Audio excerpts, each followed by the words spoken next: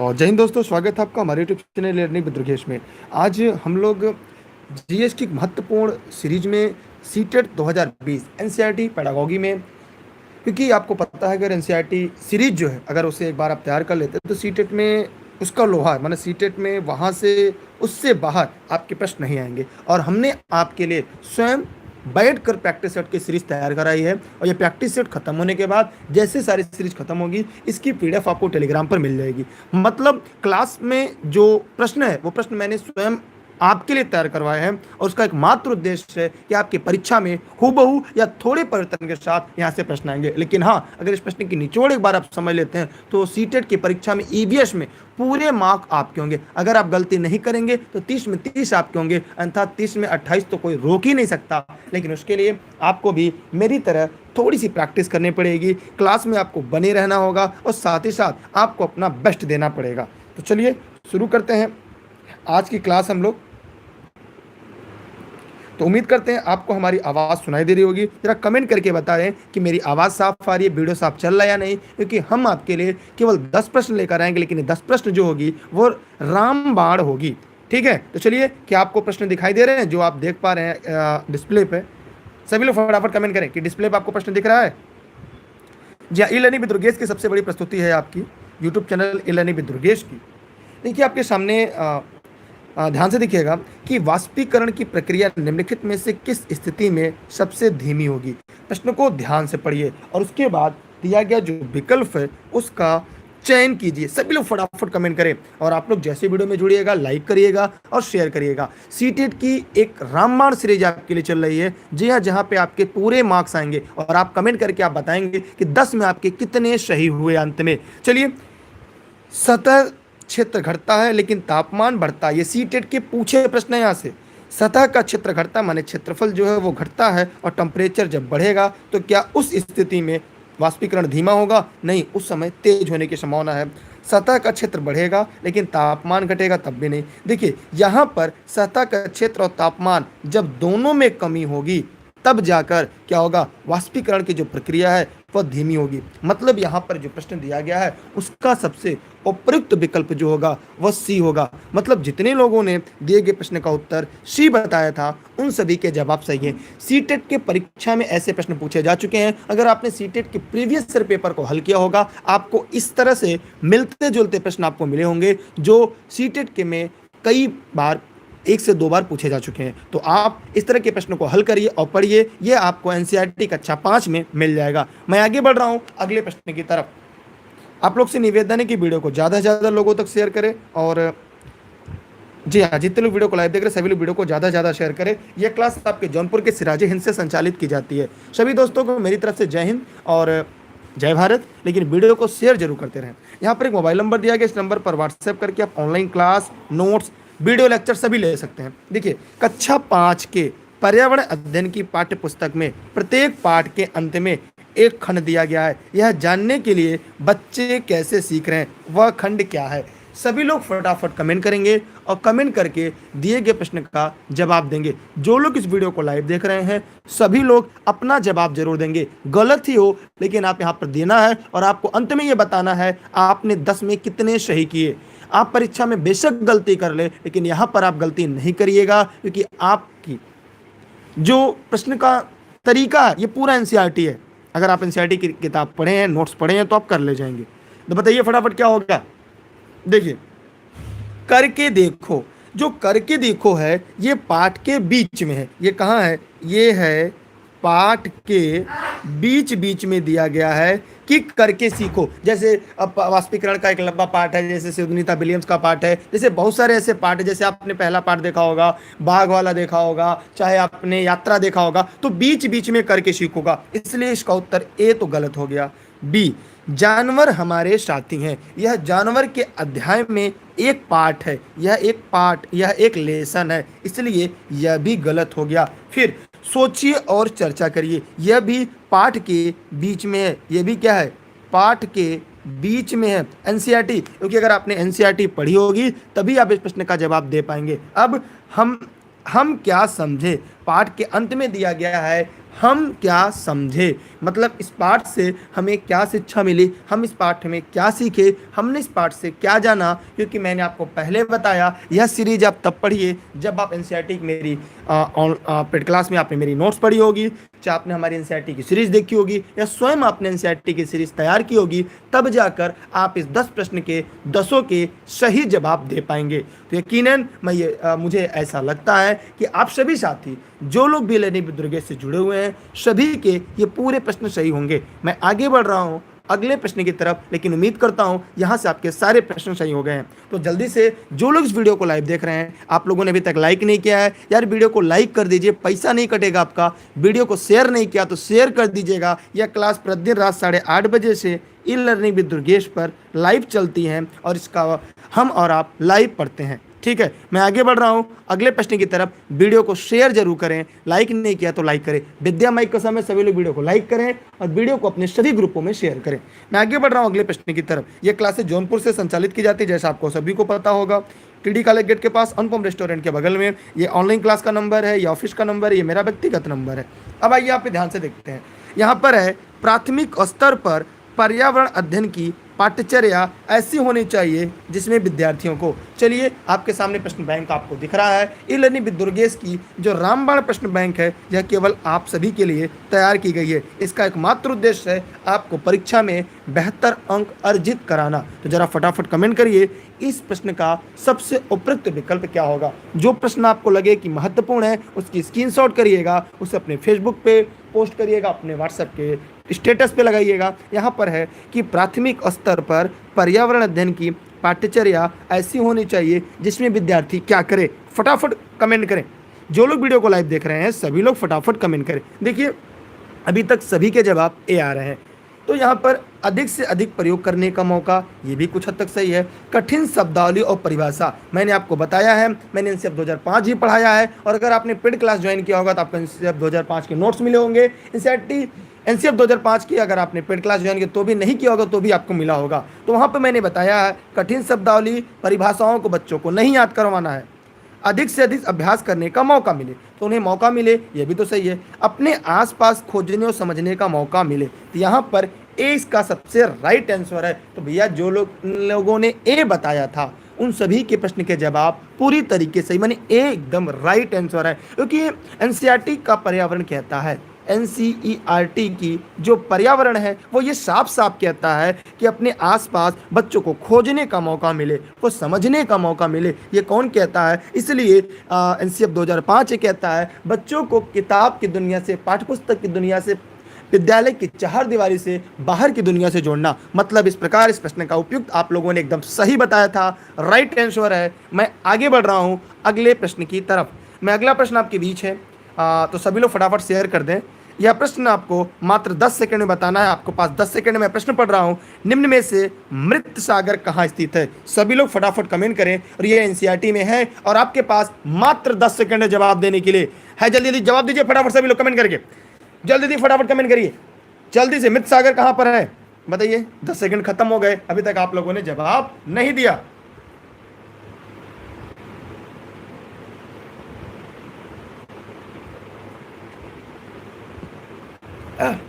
बताइए आप लोग।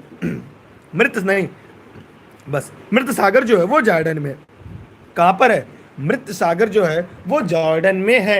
भैया मृत सागर अगर आपने पढ़ा होगा, इसकी खास बात है एनसीईआरटी में इसको साफ साफ दिया गया है मालिक। अगर आपने एनसीईआरटी सीरीज पढ़ी होगी तो यहां से आप कॉन्सेप्ट क्लियर कर लेंगे। अगर नहीं पढ़े होंगे भैया तब तो इसे सॉल्ट लेक इन एशिया भी कहा जाता है। इसे क्या कहा जाता है? सॉल्ट लेक इन एशिया के नाम से भी ये जाना जाता है। ठीक है, ये सबसे नीचे की दुनिया पर है। ये इजराइल, जॉर्डन, फिलिस्तीन की सीमा पर है। ये कहाँ पे? इजराइल, जॉर्डन, फिलिस्तीन। इसकी गहराई लगभग 199 मीटर है। ठीक है, इसलिए इस प्रश्न का उत्तर क्या होगा? डी इसका राइट आंसर होगा। डी इसका सही जवाब होगा। ये एनसीईआरटी में है। ठीक है, आगे बढ़ रहा हूं मैं अगले प्रश्न की तरफ। प्रैक्टिस से ज़्यादा व्याख्या आपके लिए महत्वपूर्ण होती है, इसलिए आप लोग व्याख्या पर ज़्यादा गौर करिए। अगला प्रश्न एनसीईआरटी का है, सभी लोग वीडियो को शेयर कर दो यार। रेगिस्तानी ओक, जो रेगिस्तानी ओक है जिसके तने में पानी जमा रहता है और स्थानीय ये और है, और स्थानीय लोग पतले पाइप का उपयोग करके जब पानी की किल्लत होती है इस पानी का उपयोग करते हैं, पानी पीते हैं कहाँ पर? तो जो रेगिस्तानी ओक है वो कहाँ पर है? सभी लोग फटाफट कमेंट करें रेगिस्तानी ओक। तो रेगिस्तानी ओक को प्राय लोग राजस्थान बताते हैं, तो सोचते हैं कि अगर रेगिस्तानी है तो रेगिस्तान में होगा। फटाफट बताइए क्या होगा? ओक के बारे में जितनी विशेषता जानते हैं सभी लोग फटाफट कमेंट करें, कमेंट करके जवाब दें। देखिए जो रेगिस्तानी ओक है इसकी जो लंबाई होती है इसके पेड़ की लंबाई से कितनी गुनी होती है कमेंट करके बताइएगा। जल की तलाश में ये काफ़ी गहराई तक जाती है, और इसके जो तने में पानी होता है, जब कभी पानी की किल्लत होती है तो उसके तने को ऊपर से काट दिया जाता है और उसमें पतले पाइप का प्रयोग करके पानी निकाला जाता है जो प्रायः पशुओं को पीने के लिए दिया जाता है। इसलिए इस प्रश्न का जो सबसे उपयुक्त विकल्प होगा वो होगा ऑस्ट्रेलिया। यह भी सीटेट में पूछे प्रश्न है, लेकिन मैंने आपको पहले बताया ये सीटेट का जो प्रश्न बैंक है ये मैंने स्वयं आपके लिए बनवाया है एक एक प्रश्न को। ठीक है, तो जो लोग पेड क्लास के मेंबर होंगे सभी को इसकी PDF आपको मिल जाएगी, क्योंकि हमने आपके लिए 60 सेट बनवाए हैं। EBS की 60 सेट, 10-10 प्रश्नों की 60 सेट सीरीज तैयार कराया है, जहां पे आपको यकीनन है कि सारे प्रश्न आपके सीटेट की परीक्षा में मैच कर जाएंगे। जी हां, मैं आगे बढ़ रहा हूं अगले प्रश्न की तरफ। अगला प्रश्न आपके बीच है, शायद आपको दिखाई दे रहा होगा। आप प्रश्न को ध्यान से पढ़िएगा और फटाफट प्रश्न का जवाब देने का प्रयास करिएगा। पर्यावरण अध्ययन में रोल प्ले आयोजित करने का मुख्य उद्देश्य क्या है? सभी लोग फटाफट कमेंट करेंगे, कमेंट करके बताएंगे। रोल प्ले भैया आप शेयर कर दीजिए यार, पैसा नहीं लगेगा, लाइक करने का पैसा नहीं लगता। बताइए इतनी मेहनत से, बताइए पैसे देके हम क्वेश्चन को टाइप कराते हैं, एक एक क्वेश्चन को बनाने में 10-10 मिनट का टाइम लगता है, लेकिन आप लोग को शेयर करने में पैसा लगता है। यार पैसा नहीं लगेगा, शेयर करेंगे, लोगों तक पहुंचेगा। कर भला तो हो भला। देखिए यहाँ पर पर्यावरण अध्ययन में रोल प्ले, सभी लोग फटाफट कमेंट करें रोल प्ले क्या है। देखिए रोल प्ले का क्या है मतलब, किसी भी तथ्य को समझाने के लिए उन्हें अलग अलग किरदार में बांटकर फिर उस तथ्य को अधिगम को पूर्ण कराना ही रोल प्ले होता है। माने किरदार में, माने जो क्लास के बच्चे होते हैं जो अधिगम होता है उसे किसमें करते हैं, उससे हम रोल प्ले माने उसको क्या करते हैं, उसको अधिगम में बदल देते हैं। ठीक है, और बच्चों में क्या करते हैं, उसे बांट देते हैं। अब आइए यहाँ पर विद्यार्थियों के बस्ते का बोझ करना, जी नहीं, यह NCF 2005 में कहा गया है। किसने कहा है? कोठारी आयोग ने कहा है, इसलिए यहाँ पर यह विकल्प गलत हो गया। अगले विकल्प की तरफ चलते हैं। ठीक है, अगला विकल्प है कि विद्यार्थियों में सामाजिक कुशलता को विकसित करना। तो भैया विद्यार्थी में सामाजिक कुशलता विकसित करना होगा नहीं, क्योंकि रोल प्ले उनसे सामाजिक विकसित नहीं होगा। अधिगम की प्रक्रिया में एक रास्ता, हाँ जी, संजना जी देखिए एकदम सही बताया। Role playing is the changing of the one's behaviour to assume a role. ठीक है, एक रास्ता तक तुमने जी नहीं। देखिए अधिगम की प्रक्रिया में विद्यार्थियों की सक्रियता को सुनिश्चित करना, जी हाँ सही है। इस प्रश्न का विकल्प जो है सी यहाँ पर सही है। माने पर्यावरण में जो रोल प्ले होता है वह अधिगम की प्रक्रिया में विद्यार्थियों की सक्रियता को सुनिश्चित करता है। इसलिए यहाँ पर दिए गया जो प्रश्न है उसका सबसे सही और सबसे उपयुक्त उत्तर क्या होगा, वह होगा सी इसका राइट आंसर। माने जितने लोगों ने दिए गए प्रश्न का उत्तर सी बताया है उन सब के प्रश्न के जवाब पूरी तरह से सही है। मैं आगे बढ़ रहा हूं अगले प्रश्न की तरफ। एनी डाउट किसी को? चलिए अगला प्रश्न आपके बीच है, कलचिड़ी अपना घोंसला कहाँ बनाती है? जो वीडियो लाइव देख रहे हैं सभी लोग फटाफट कमेंट करें और कमेंट करके दिए गए प्रश्न का जवाब दें। कलचिड़ी, यहाँ पर आपको कलचिड़ी के बारे में बताना है। सभी लोग फटाफट बताएं, आपके पास 10 सेकंड का समय। देखते हैं सबसे पहले इसका जवाब कौन देता है, बताइए फटाफट कमेंट करके। अरे यार इतने समय में तो हम बता दिए होते, बताइए जल्दी जल्दी बताइए आप लोग।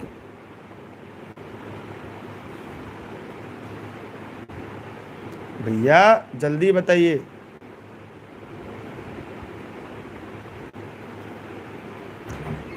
कलचिड़ी के बारे में पूछा है, सभी लोग बताएं कलचिड़ी क्या है। देखिए मैंने आपसे बताया था मैं आपको एनसीईआरटी पढ़ा रहा हूँ। सारा प्रश्नों की सीरीज है ये पूरी तरह से एनसीईआरटी है, और हम हमेशा एनसीईआरटी को ही प्रेफर करते हैं, हम एनसीईआरटी को ही आपके बीच लाते हैं, क्योंकि मेरा उद्देश्य है अगर हम एनसीईआरटी की सीरीज आपको कंप्लीट करा देंगे तो कहीं ना कहीं आप अपने परीक्षा में बेहतर स्कोर करेंगे। देखिए कलचिड़ी को एक नाम से जानते हैं, कलचिड़ी को एक नाम से जानते हैं इंडियन रॉबिन। इसे क्या कहते हैं? Indian robin. इसे हम इंडियन रॉबिन के नाम से जानते हैं, लिख लीजिएगा, इसे इंडियन रॉबिन के नाम से जाना जाता है। कलचिड़ी को क्या कहते हैं? इंडियन रॉबिन कहते हैं। ठीक है, यह अपना जो घोंसला है, ये अपने अंडे कहाँ देती है? पत्थरों के बीच में देती है। ठीक है, इसका जो घोंसला होता है वो घास से बना होता है। ये ऊपर नाजुक टहनी रखती है, ऊन रखती है, बाल, कई चीज़ों की रखती है। तो यह एक पक्षी है। कलचड़ी क्या है? एक पक्षी है। अब बताइए इस दिए गए प्रश्न का उत्तर क्या होगा? ये जमीन में पत्थरों के बीच अपना घोंसला बनाती है और उन्हीं में अपना ये अंडा देती है। इसे इंडियन रॉबिन के नाम से भी जानते हैं। अब जरा फटाफट कमेंट करके बताइए कि पेड़ों की टहलियों में लटकता हुआ घोंसला कौन बनाता है? देखिए, पेड़ों की टहलियों में लटकता हुआ घोंसला कौन बनाता है? जितने लोग वीडियो को लाइव देख रहे हैं सभी लोग फटाफट कमेंट करेंगे और कमेंट करके जवाब देंगे। उसका नाम है शक्कर खोरा। शक्कर खोरा। शक्कर खोरा जो है यह घोंसला छोटे पेड़ या झाड़ी की टहनी पर लटकता हुआ घोंसला बनाता है। ठीक है, उसने घोंसले में बाल होते हैं, घास होते हैं, सूखे पत्ते होते हैं, कपड़े होते हैं, मकड़ी के जाले बने होते हैं। ठीक, अब यहाँ पे दो पत्तों को सिलकर अपना घोंसला कौन बनाता है? भैया, दर्जन चिड़िया अपनी नुकीले चोंच से पत्तों को सिलती है। अपने दर्जन चिड़िया लिख लीजिएगा, इसका होगा दर्जन चिड़िया। दर्जन चिड़िया होगी। तो इसके बारे में हो गया। अब है पेड़ की ऊंची डाल पर। पेड़ की ऊंची डाल पर अपना घोंसला कौन बनाता है? जितने लोग इस वीडियो को लाइव देख रहे हैं सभी लोग कमेंट करके जवाब दें।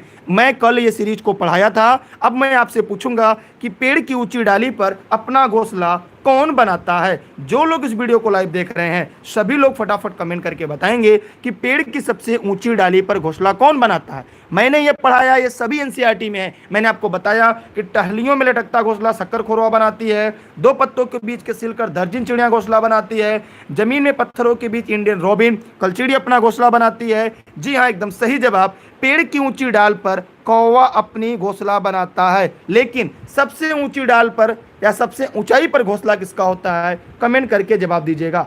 सबसे ऊंचाई पर किसका घोंसला होता है? तो सबसे ऊंचाई पर चील का घोंसला होता है, लेकिन पेड़ की ऊंची डाल पर कौवे का घोंसला होता है। तो जरा आप लोग कमेंट करके बताएं, जितने लोग इस वीडियो को लाइव देख रहे थे उन सभी को क्या समझ में आ गया? अगर सबको समझ में आ गया, क्लास अभी तक कैसे लगी, प्रश्न कैसे लगा, कमेंट करके जरूर बताएं। कमेंट में है आप वाई लिखें, इसका मतलब समझ में आया, यन लिखिए अगर आपको समझ में नहीं आया। मेरा उद्देश्य आपका कॉन्सेप्ट क्लियर करना है। पेड़ की ऊंची डाल पर कौवा बनाता है और सबसे ऊंचाई पर घोंसला चील बनाता है। यह बात आप लोग जानते रहिएगा। यह बात आप लोग अच्छी तरीके से जानते रहिएगा। आगे बढ़ते हैं। 9:30 बजे की क्लास जरूर पढ़िएगा, क्योंकि आज महात्मा गांधी के बारे में क्लास चलेगा। जी हाँ, महात्मा गांधी से हर परीक्षा में प्रश्न आते हैं। मैं आगे बढ़ रहा हूँ अगले प्रश्न की तरफ। ये प्रश्न मैंने स्वयं तैयार कराए हैं आपके लिए, और इसलिए इसकी पीडीएफ क्लास जब सारी खत्म हो जाएंगी इसकी पीडीएफ टेलीग्राम पे आपको मिल जाएगी। मैं आगे बढ़ रहा हूँ अगले प्रश्न की तरफ। यहाँ पे एकदम सरल और हलवा प्रश्न आपके बीच है। मोर हमारा राष्ट्रीय पक्षी है। आपने देखा होगा प्रधानमंत्री जी को मोर के साथ। इसके पंख नीले और हरे रंग के होते हैं। मोर एक क्या है? अभी आपने मोर को देखा होगा माननीय प्रधानमंत्री जी के साथ, तो मैंने यह प्रश्न अपने सिलेबस में डाल दिया, मैंने आपके प्रैक्टिस सेट में डाल दिया कि भैया प्रधानमंत्री को देखकर प्राय प्रश्न पूछ सकते हैं। तो यहां पर आपको बताना है कि मोर हमारा राष्ट्रीय पक्षी, इसके पंख नीले हरे रंग के होते हैं। मोर एक क्या है? जितने लोग इस वीडियो को लाइव देख रहे हैं, लाइक करने के बाद आप वीडियो को अपने सभी ग्रुप में शेयर करिएगा। प्रतिदिन ये क्लास 8:30 बजे से चलेगी। 2 दिनों के बाद 3 विषयों की क्लास एक साथ चलेगी। ईबीएस, मैथ और हिंदी, इन सभी की केवल पेडागोगी की जो सीरीज है, जो पेडागोगी है आपकी, इसकी जो सीरीज है ये 8:30 बजे से ही चलेगी। लेकिन आप लोग, ठीक है, आप लोग इसे ध्यान से पढ़िएगा। ठीक, और मैं जब पढ़ाता हूं तो मैं यहाँ पे जो नोट्स की कमियां होती हैं मुझसे देखता हूँ, इसलिए इसको पीडीएफ नहीं मिलता, क्योंकि बनने के बाद सीधा मेरे पास आ जाता है। टाइप होने के बाद जो कमियां रहती हैं उसको अंडरलाइन करते हैं और बाद में उसे सही कराकर पीडीएफ उपलब्ध कराएंगे। यहाँ पर आपने बताया सर्वाहारी। मोर क्या होता है? ये सर्वाहारी होता है, मतलब यह शाकाहारी भी होता है, मांसाहारी भी होता है, और यह दोनों पर आश्रित होता है, इसलिए इसे सर्वाहारी कहा जाता है। अब आप कहेंगे सर इस प्रश्न को आपने क्यों रखा? क्योंकि आपने देखा होगा कुछ दिन पहले प्रधानमंत्री मोदी मोर के साथ पूरे भारत में चर्चा का विषय बना था, और आपकी परीक्षा भी सीटेट की थी, तो ये जानते रहिएगा। अच्छा हाँ, याद रखिएगा, मोर हमारा राष्ट्रीय पक्षी है। ठीक है, यहाँ मोर हमारा राष्ट्रीय पक्षी है। चलिए कोई बात नहीं, मैंने कहा ना यहाँ पे जो टाइपिंग गलत हो गया है मैं उसे सुधार कराऊंगा, ये तो पहले चल रहा है। ठीक है, चलिए इस बात को आप लोग उतना मत दीजिए, प्रश्न की जो मेन चीज उस पर आइए। मैं टेलीग्राम पे अभी पीडीएफ इसलिए नहीं मिल रहा कि जो कमियां छोटी छोटी सुधार करके दोबारा आपको मिलेंगी। मैं आगे बढ़ रहा हूं अगले प्रश्न की तरफ। अगला प्रश्न आपके बीच है, शायद आपको दिखाई दे रहा होगा, निम्न में से किस क्षेत्र में मधुबनी लोक कला, देखिए कला को काला हो गया यहाँ पे, मधुबनी लोक कला बनाए जाते हैं। देखिए लोक कला है, यहाँ पे लोक काला हो गया है। तो मैंने आपसे बताया आपसे पहले कि थोड़ा थोड़ा कहीं कहीं दिक्कत हो जाती है, तो उसके लिए परेशान हो, क्योंकि टाइप होने पर सीधा आ गया है। बताइए सभी लोग फटाफट कमेंट करें, इस प्रश्न का कौन से विकल्प पे ताला लगाया जाए। बताइए कौन से विकल्प पे ताला लगाया जाए, जल्दी से फटाफट कमेंट करके। जो साथी इस वीडियो को देख रहे हैं वे सभी लोग फटाफट कमेंट करेंगे और कमेंट करके अपना जवाब देंगे। बताइए सभी लोग फटाफट करके। देखिए यहां पर जो मधुबनी पेंटिंग होती है यह बिहार की एक प्रसिद्ध कला पेंटिंग है, जो चावल से के दानों से बनाए जाते हैं। ठीक है, चावल से। तो मधुबनी पेंटिंग के बारे में आप लोग को मैं वैसे कई चीज़ें बताऊंगा, आप परेशान ना हो, क्योंकि पेड क्लास में मैंने जब एनसीईआरटी की सीरीज पढ़ाई थी तो वहाँ पे मैंने इस तथ्यों को बताया था। मधुबनी एक जिला है, जैसे त्यौहार में खुशी के मौके पर दीवारों में आंगन में चित्र बनाते हैं, इसमें पिसे हुए चावल के घोल में रंग मिलाकर बनाए जाते हैं। इसमें हल्दी, नील, फूल, पेड़ आदि के रंग का भी प्रयोग किया जाता है। ठीक है, आइए इसके बारे में। इसमें इंसान और जानवरों के चित्र बनाए जाते हैं, पेड़ और फूल के बनाए जाते हैं, पक्षी मछलियों के बनाए जाते हैं, माने इसमें सभी के चित्र बनाए जाते हैं। इसलिए इस प्रश्न का जो सबसे उपयुक्त विकल्प है वह डी इसका राइट आंसर है, डी इसका सही जवाब है। हम आगे बढ़ रहे हैं अगले प्रश्न की तरफ। आप ध्यान दीजिएगा, क्योंकि मैंने आपको पहले बताया था हम एक दिन में एनसीईआरटी के 10 प्रश्न को ही पढ़ेंगे। यह एनसीईआरटी सीरीज है, मैंने आपसे जैसा कि वादा किया था। मैं आगे बढ़ रहा हूं अगले प्रश्न की तरफ। अगला प्रश्न आपके बीच है, शायद आपको दिखाई दे रहा होगा। अगला प्रश्न है, अदरक गुड़ किस बीमारी में लाभदायक होगा। सभी लोग फटाफट कमेंट करें और कमेंट करके बताएं अदरक और गुड़ किस बीमारी में लाभदायक होगा। सभी लोग फटाफट कमेंट करें और कमेंट करके जवाब दें। सभी लोग फटाफट कमेंट करें। देखिए मलेरिया अगर पूछता, मलेरिया तो सिनकोना वृक्ष की छाल कुनैन होता, सिनकोना वृक्ष की छाल कुनैन से मलेरिया की दवा बनाई जाती है। दांत के लिए लौंग होगा, लिखते चलिए एनसीईआरटी है पूरा। ठीक है, अगर बुखार हो जाता है तो क्या होगा, बुखार के लिए अलग अलग जगह अलग अलग नामों से जाना जाता है, एक पत्ती आती है उसे दिया जाता है। पेट दर्द पर अजवाइन हम लोगों ने पढ़ लिया था, ये एनसीईआरटी में है। गला खराब होना, यहां पर इसका क्या होगा, 20 प्रश्न का राइट आंसर होगा, 20 प्रश्न का सही जवाब होगा। ठीक है, तो यहाँ पे जो एनसीईआरटी की पूरी सीरीज थी वो मैंने आपको बता के पूरी तरह से स्पष्ट कर दिया, पढ़ा के एकदम समझा दिया। यकीनन है कि आपको यहाँ से बाहर से प्रश्न नहीं मिलेगा, इससे बाहर से आपकी परीक्षा में प्रश्न नहीं पूछे जाएंगे। आप लोग फटाफट आप कमेंट करके बताइए कि आपको सारी टॉपिक समझ में आ गई, क्या आपको ये एनसीईआरटी की जो सीरीज मैंने पढ़ाया क्या ये पूरे कॉन्सेप्ट आपके क्लियर हो चुके। अगर हो चुके हैं तो सबसे बड़ी बात है। अब आप अपने बताइए कि 10 में से आपके कितने सही हुए। दूसरी बात, आप सभी साथी यहाँ पर देखिएगा, जैसे आपको प्रैक्टिस सेट की सीरीज मिलेगी, मैं एक बात आपको बताता चलूंगा। देखिए जो भी साथी फेसबुक पर e learning with Durgesh, Telegram पर इसके पीडीएफ में जैसे ही क्लिक करेंगे आप टेलीग्राम पे जुड़ जाएंगे, इंस्टाग्राम पे क्लिक करेंगे इस पर तो आप इंस्टाग्राम पे, यूट्यूब पे क्लिक करेंगे, जुड़ जाएंगे। ऑनलाइन क्लास के लिए आप 6306344367 पर व्हाट्सएप करके online class, video lecture, notes, practice set, इन सभी सीरीज के बारे में जानकारी ले सकते हैं। जितने लोग पेड क्लास है उनको नए 5 तारीख से सबको एक एप्लीकेशन मिलेगा। एप्लीकेशन में इन प्रश्नों की प्रैक्टिस सेट आसानी से दे पाएंगे, क्योंकि कुछ लोग को दिक्कत हुई, सर प्रश्न साफ नहीं दिखता, तो फ्री के लिए आपको पीडीएफ मिल जाएगी। बाकी आप प्रैक्टिस सेट में जाकर जो हमारा एप्लीकेशन है उस पर आप लोग अपना टेस्ट दे सकते हैं, और ये टेस्ट आपका 5 सितंबर से शुरू होगा। ठीक है, प्रतिदिन 8:30 बजे से सीटेट की क्लास चलती है ईबीएस हिंदी पेडोलॉजी की, और शाम 6:30 बजे आपकी सीडीपी की क्लास लाइव चलती है। 7:30 बजे मैथ पेडागोगी की क्लास आपकी लाइव चलती है। 9:30 बजे प्रतिदिन जीएस की क्लास चलती है, जिससे आप देखना ना भूलिएगा। ठीक है, बहुत बहुत धन्यवाद आपका। वीडियो को आप लोग शेयर कर दीजिएगा, ठीक है, और अपने सभी साथी मित्रों तक पहुंचा दीजिएगा। और कल आप लोग टाइम से, अगर आप संख्या ज्यादा रहेगी तो मैं अगले दिन से 30 प्रश्नों की 3 विषयों की सीरीज लेकर आऊंगा, लेकिन उसमें आपका सहयोग सराहनीय होगा। इसलिए बहुत बहुत धन्यवाद आपका। वीडियो को शेयर कर दीजिएगा अपने साथी मित्रों को। जय हिंद, जय भारत। फिर मिलते हैं अगली क्लास में, तब तक के लिए बाय बाय। 9:30 बजे क्लास में पढ़ना ना भूलिएगा महात्मा गांधी, गांधीवादी युग में महात्मा गांधी, एक बहुत ही इंटरेस्टिंग टॉपिक है और आपके लिए महत्वपूर्ण है। जय हिंद, जय भारत, वंदे मातरम। वीडियो को शेयर जरूर करिएगा। पेपर 2 के लिए भी क्लास 1 तारीख से शुरू हो जाएगी। पेपर 2 के लिए भी 1 तारीख से क्लास शुरू हो जाएगी। चलते हैं, बाय बाय। इंस्टाग्राम ट्विटर पे जरूर जुड़िएगा। इंस्टाग्राम, फेसबुक, यूट्यूब, इलेनी भी दुर्गे सभी है।